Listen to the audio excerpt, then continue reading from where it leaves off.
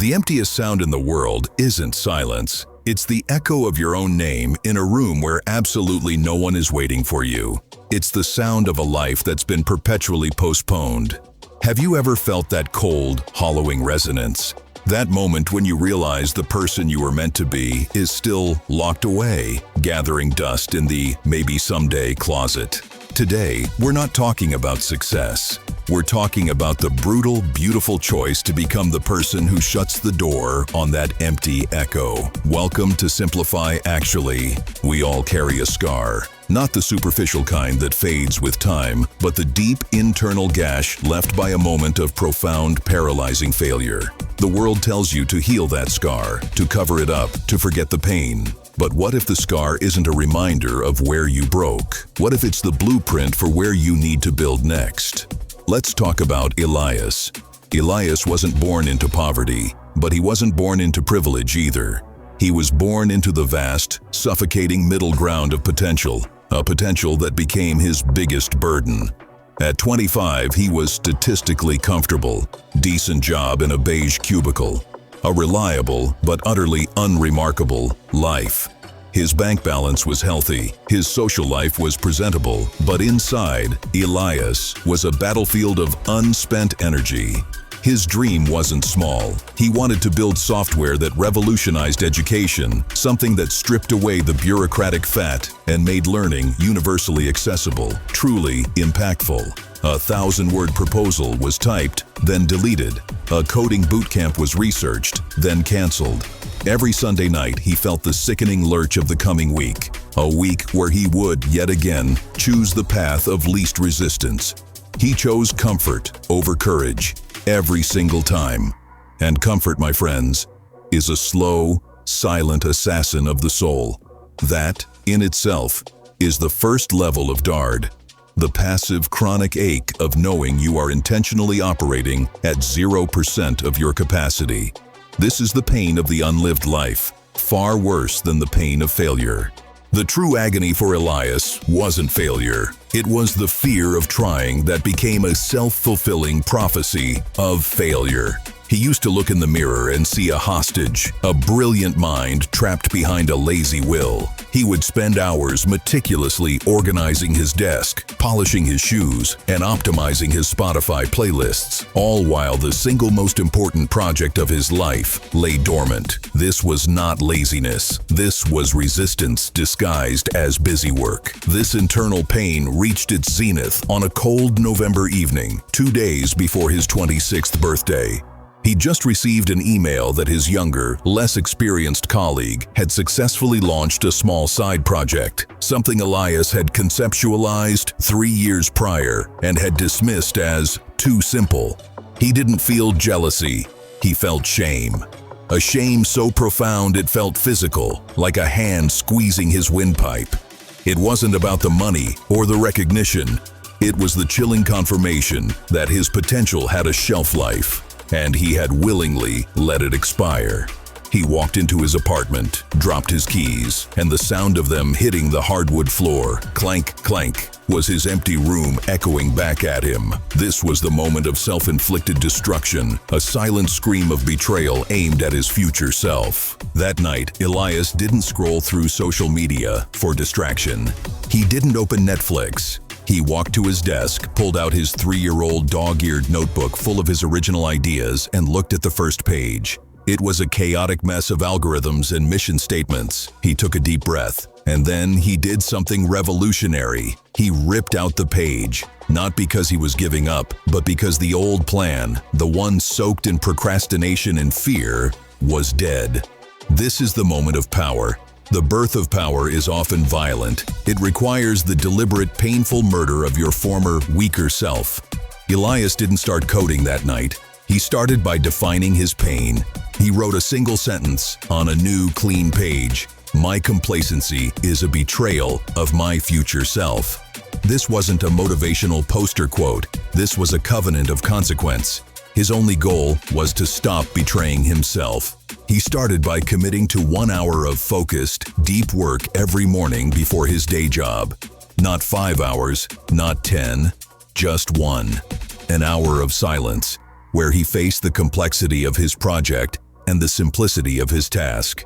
He didn't allow perfectionism to paralyze him. He adopted the mantra, "Done is better than perfect," and imperfect momentum beats paralyzed planning. He gave himself permission to fail, but revoked his permission to quit. The process was grueling. There were days he'd stare at the screen for 58 minutes and only write 2 lines of functioning code. The temptation to stop, to crawl back into the soft comfort of his cubicle routine, was immense. But here's the difference. He showed up. He showed up not because he felt motivated, but because he was no longer willing to live with the echo of his own cowardice. His power wasn't a sudden burst. It was the unwavering discipline of showing up even when his body and mind screamed to stay in bed. He treated that 1 hour like the only job that mattered. He realized that true discipline is not about being hard on yourself. It's about being true to yourself. That is the core of high-level motivation, realizing that you are the only variable you need to control. The app, Elevate, launched 18 months later. It wasn't perfect. It had bugs. The design was clunky, but within 6 months, it had reached 10,000 users because it solved a real, painful problem in a simple way. Elias, who quit his cubicle job shortly after, didn't become an overnight billionaire. He became something far more valuable, a master of his own trajectory and a man whose external actions finally aligned with his internal potential. He learned that the only difference between a dream and a plan is a date and a cost. He paid the cost, not in dollars, but in the painful currency of effort and consistency.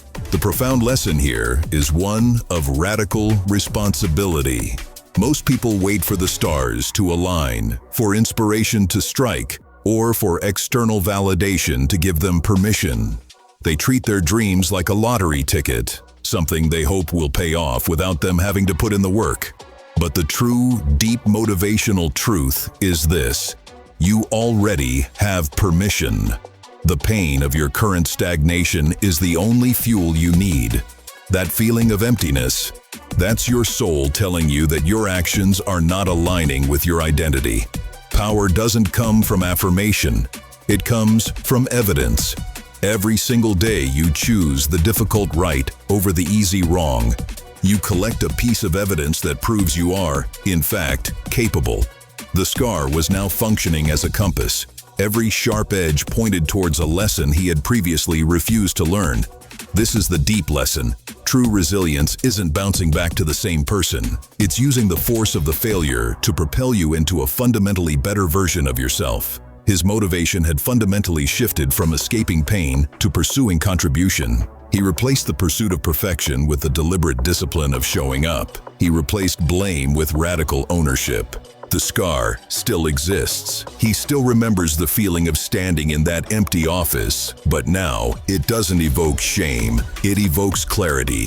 It is the constant, tactile reminder of the cost of living out of alignment with your deepest values. That pain gave him a level of wisdom that 5 years of successful business could never have provided. This isn't about toxic positivity. This is about acknowledging the profound gift hidden inside your worst moments. It's about letting the pressure of your failure forge you rather than crush you. It's about letting the memory of the empty room dictate the fullness of your future.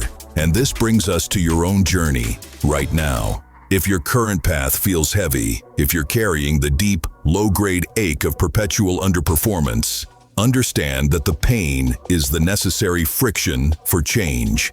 It is the catalyst demanding you evolve. We all have that one deep-seated, painful emotional response, that core defense mechanism that consistently sabotages our growth, whether it's procrastination, excessive self-criticism, or a fear of letting go of control. It's the one thing that turns your genius into dust. What is the single, persistent character flaw or emotional defense mechanism, the one you've been postponing for months or even years, that you know deep down is the actual root cause of your current biggest professional or personal stagnation? Name it. Simplify it. Don't rationalize it. Write that single, honest, painful truth in the comments below. Your journey to power begins when you stop fighting the mirror. The power to change isn't external. It's not a grant. not a mentor, and not a sudden burst of luck. It resides solely in your willingness to look at your deepest, most painful truth and decide, I will use this.